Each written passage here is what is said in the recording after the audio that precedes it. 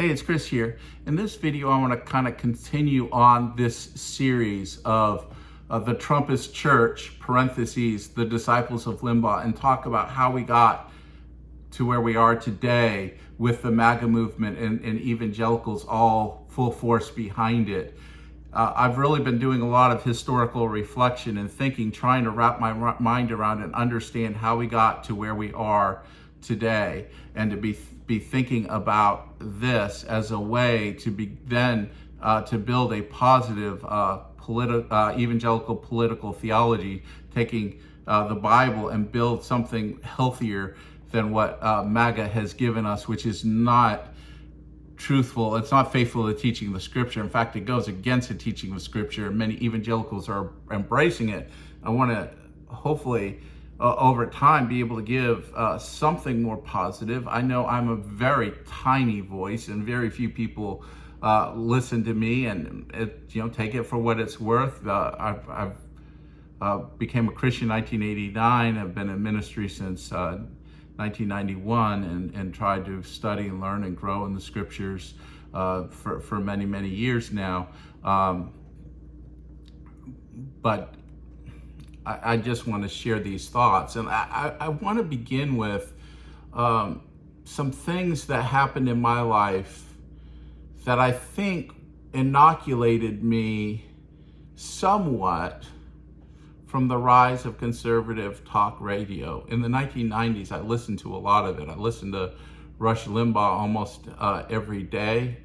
I listened to Sean Hannity when he started to appear as a guest on Rush Limbaugh's show, and then later I listened to, I believe Glenn Beck was starting in the later 90s. A lot of these other people, they kind of helped me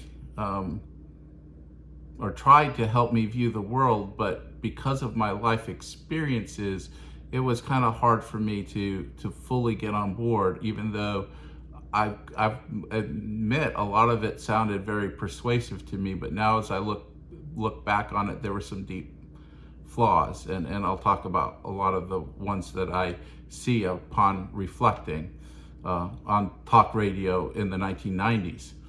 In the late 1980s, in the 1980s, I was in the military, and I spent 3 years overseas living in another country. And I spent time on the island of Okinawa, in Japan, in the Philippines. I was exposed to all these kind of different cultures and peoples. I understood what it was like to be a minority on the island of Okinawa. When I was in the Air Force, many of the beaches had signs restricting American soldiers and their families from being on those beaches. We were not allowed. Many beaches would have signs saying that you had to show your military ID and prove that you were at least a non-commissioned officer. So being in the Air Force, for all the airmen and their families, they weren't allowed on the beaches. You could go to the beach if you were an American serviceman and were a non-commissioned officer, sergeant or higher, or an officer. And a lot of that was to try to take out the trouble, because the Marines and the airmen on the island of Okinawa, especially the younger ranks, could go to the bars and the clubs and get wild and rowdy, and there was often trouble. And still there was this idea that you're the minority here, we set the rules. And I would talk to, as I learned a little Japanese and Okinawan. Remember in 75, Nixon gave Okinawa to the Japanese, so there was some resentment among the Okinawan people about the Americans. We still had the base there, but that we had about 10 years earlier given them to Japan, and the Japanese army in World War II had gone in and brutalized and massacred many Okinawan citizens. So there was a lot of social political tension, and the best way I could think about it is the tension in the aftermath of the Civil War in the United States how the southern states must have felt towards the northern states. I think a lot of the older Okinawan people felt that same way towards the Japanese in the mainland, called the island of Japan, mainland Japan, interestingly, when I was over there. But one of the things that I got when I started to talk to people and get to know and to learn Japanese and to be able to speak and communicate is many of the older people thought that Americans were intellectually inferior, morally inferior, socially inferior, politically inferior to Asian culture. And they felt that strongly, that Americans, Western, were a corrupting influence, that their way was the better way and that our way was not as good. And they would express appreciation for me and like some of the others, my buddies, that we were trying to understand the world around us and to relate and to connect. And they would say, we appreciate that you aren't like all these other Americans. And in a way, it was experiencing racism to a level. And I was experiencing these judgments against me as an American, that I'm inferior and that my way of thinking and my life and our culture was an inferior culture to the Okinawan culture. So I hear that. I'm overseas. I see this in the Philippines as well. There's a welcoming and there's economic prosperity in the Philippines based on the presence of Americans there, yet there's also a resentment of Americans being there because of how we degraded a lot of culture in the Philippines. And that's a whole nother story. I don't want to go into that, make this video longer than my already too long videos are. So I have that. So I come back from overseas, and then I become a Christian. And my aunt, who is a professor at a conservative Christian college, evangelical college, gets me in. So I'm serving in the military, working nights in the Air Force is what my duty time was. And during the day, I was going full time to this college, trying to learn some things to prepare for life outside of the military. And I thought, I am single, I'm young, and I'm going to just bite the bullet. I'm going to do this education thing and try to serve full time. And it was kind of crazy, a wild time. Probably only slept 4 hours a night for a whole first year of college.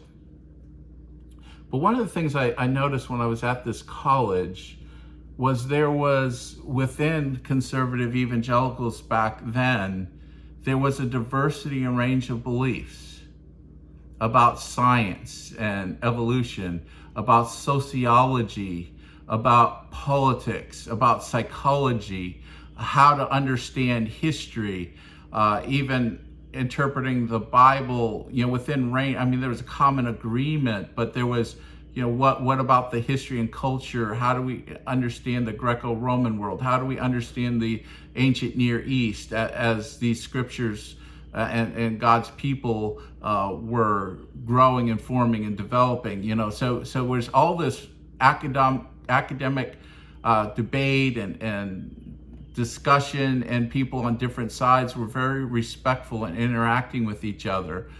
And as I was looking at that and taking that in and taking in my experience overseas and having to live in another culture, I began, all these things were having a formation for me. I had grown up, my grandfather, and this is the third thing, my grandfather was one of those old conservatives. He was a state representative. He was a state level director, chairman of Reagan's campaigns going all the way back to the 70s in his state. And one of the things that I saw with him, and I admired him greatly, was that he had his firm principled beliefs. And he, I think he would say that Ronald Reagan, a lot of what Reagan's beliefs are, he felt they captured a lot of those beliefs, and he had beliefs about national security, fiscal conservatism, social I wouldn't call him social libertarian, socially moderate, trying to want to stay within conventional norms and not going off to one extreme or another. But he certainly wasn't a culture warrior. He did not think moral majority was anything to spend time with. But one of the things that he did, and when he talked to me about this, and he modeled this, and he was not a big talker, so I listened, because when he did say things about things, I listened, because he wasn't just one to just babble on. I wish I had more of his ability to say things succinctly that he had. I admired that about him. But one of the things that he told me is that his job as a Republican is to take Republican beliefs, and the job of his best friends, some of his colleagues who were Democrats, were to take Democrat values of beliefs, and they were to look at the problems in their state, and they were to come together and persuade and debate, persuade the public, because the more public gets on one side or the other, the easier it is to win and persuade the other side to compromise. But to come together and work together to come up with the best solution for the state. And he always would say, you know what? You know, it's a good thing if the Republicans aren't happy and the Democrats aren't happy, but it was something that helped move the state forward, and it helped solve some issue that the state was facing. Then we know that we've come together and we've created this compromise, and I have this voice to speak as a conservative Republican and have a voice at the table to influence things in a more conservative, politically conservative Republican way, reflecting our values. So it's really important that we have these voices and we have these compromise. So, you know, here he's saying is, and he talked about Ronald Reagan and Tip O'Neill, and how Reagan would take his principles, persuade the public, and then go to Tip O'Neill, who was the Speaker of the House, and say, hey, look, you're the Democrats. Look, American people are on board with me on this. How can we come together, solve this? And a lot of the legislation that came out of the 1980s came out and were compromises in a lot of ways. But in the 1990s, late 80s, and early 1990s, 1990 maybe, I began to hear somebody told me, you got to listen to this guy on this radio, Rush Limbaugh. And I started to listen to him on the radio, and I could recognize that he was a conservative. He loved Reagan, and he wanted to promote conservative, politically conservative values. And he would say over the course of the 90s, I'm a conservative. You know, if Republicans are with me, great. If they're not, I'm going to stay conservative. So this is what political conservatism is. And he began to define political conservatism as his view of the world. And he began to say that those who disagreed with him were rhinos, Republican in name only. And one of the things that I noticed, knowing my grandfather, he would have called him a rhino, a Republican in name only. Based on principles and how to get things done and how to govern and view certain views about how to approach certain social issues, foreign policy issues, economic issues, that all of a sudden to be a Republican was to be a conservative the way Rush Limbaugh defined it. And he used humor, he was winsome, he had a way of disarming people to feel like, oh, I'm not taking a poison pill here. And a lot of the things that he said were agreeable. Not everything was disagreeable. But what he was doing through this humor is he would begin to mock and belittle the other side. He would talk about them, college students, as skulls full of mush. He'd talk about, he'd play the flubs that progressive might make in media and play those up. And you never knew, if you listen to his show, what flubs a conservative had made in media in an interview or something, because he wouldn't talk about those things, or he would spin them in a way to say, no, it's real. That was really a brilliant thing.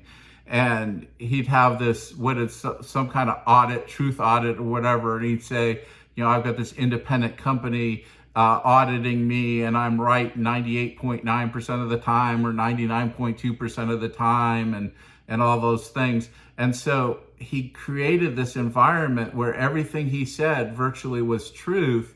He was winsome, he used humor, and he began to shape conservatism for those that were listening towards his view of the world, away from what the Republicans before were. And if they weren't online with him, if they didn't embrace his way of looking at things, he called them a rhino, he'd mock them, he'd make fun of them, and call them compromisers. And you heard with Rush Limbaugh that compromise is a bad thing. So the thing that my grandfather said was a good thing for Republicans, Democrats to come together and negotiate to solve a problem that the state is facing, and they both have their input and try to influence to create the best possible solution that may not be happy 100% to both sides, might not be satisfied with it, but it would be something that would move the ball forward.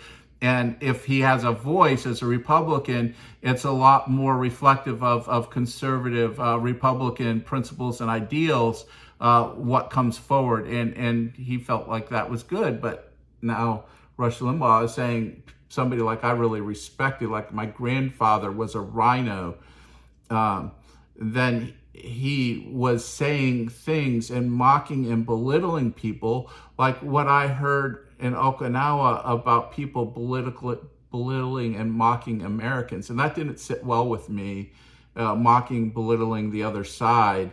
And then also having been in this Christian college environment for my first year of college, and then gone on to, after I got out of the military, to 3 years in a public university, and seeing the diversity of thought in those discussions, and all these kinds of things. And yes, there were things that I didn't appreciate. In 1992 or 91, they said to me that you have to, part of your requirement is to sit on these seminars conducted by LGBTQ people to talk about things and to read poetry and all the, and I found that, that's not something I wanted to hear. I did not want to sit and hear this kind of erotica and these poems and things like that. And so I recognized those things were happening, but then I said, you know what, I'm going to go, I'm going to listen. And then I began to develop the ability to have discussions with other people with very diverse viewpoints. In fact, at that time, there were people with very opposite views of mine as a Christian, and we'd get together and we'd talk and we could have these conversations about things. And one of the professors that I really admired, he was a very much a progressive. And at that time, I was I still am politically conservative. He was not a Christian, I was, and we'd have these incredible conversations about him being a young man in the during the Great Depression. He was very close to retirement. He was in his 80s, and talking about what the New Deal and what it brought to people, and his perspective on that, and the civil rights movement, and all these things. We could have these conversations and talk and have this influence back and forth and these kind of discussions. But those things don't happen anymore, because you have somebody like Rush Limbaugh saying you can't do this, no compromise, belittling, mocking people. And then you have people like Sean Hannity starting to appear as a guest on his show and then coming on. And then you have all these other talk show hosts coming in. And the 1990s was, I think, the vehicle for getting this kind of Rush Limbaugh message out. And all these people that agreed with him would get their start on his show and then develop their own shows. And it began to spread this influence throughout this kind of like this conservative media. And then you have Fox News all of a sudden coming onto the scene. And with that Fox News, you saw a lot of this transformation and change. Remember, Fox News started out being fair and balanced. And at first, I think they tried to do that. They tried to be fair and balanced, to be neutral, but very quickly they realized that the audience that they could get was very conservative, because the more progressive people weren't going to watch Fox News. So they began to tilt more and more in the conservative direction to capture that audience that Rush Limbaugh and those he's developed had developed. And as somebody that listened to all that, was part of that world, having those experiences I had and knowing the people I had kind of changed how I looked at what was going on in the world around me. So I couldn't just jump on board with all of this, but I still consumed it. But I think as I look at it, there are many people, especially people that were at impressionable age, younger age, that were growing up, teenagers, early 20s, in the 1990s, getting caught into this stuff. And people that are really into politics at that young age usually end up in some kind of political career. And so they would go on having imbibed in this 1990s view of political conservatism, what liberals were, and being part of these social, politically conservative organizations would go on to lead them and build them past 2000. And so I think the 1990s took all what happened in the 1980s, this stabilization, this moral majority, this Judeo-Christian, let's maintain the cultural dominance of Christianity, all these mega church, seeker-sensitive people drawing people into church and introducing them to Judeo-Christian values, not necessarily to biblical Christianity. This was very culturally filtered values that these social organizations are saying. There was no discussion, there was no deep biblical root to any of it, but people were just being brought into this, and let's just you can have your morality, your worldliness, your secular hedonistic lifestyle. You can have all that. Just embrace Jesus, support us in these values. You're okay with God, and you'll have all the blessings of God for the rest of your life to indulge in whatever you want to indulge in. So we created this kind of indulgent, spoiled evangelical Christianity that was socially conservative, politically active, and then talk radio hosts, starting with Rush Limbaugh, and then those he developed, were able to pull those people into this social conservatism and then create and shape a world of what they wanted them to see, and to kind of really bend and twist minds and kind of take away some political discussion about where should Christians stand, because the issue wasn't what did the Bible teach, but often what did Rush Limbaugh say. And you'd hear this in churches. I know this video is going long, it's going to end soon, but you hear this in churches where people would not talk about what the Bible said, but they'd say, what did Rush Limbaugh say?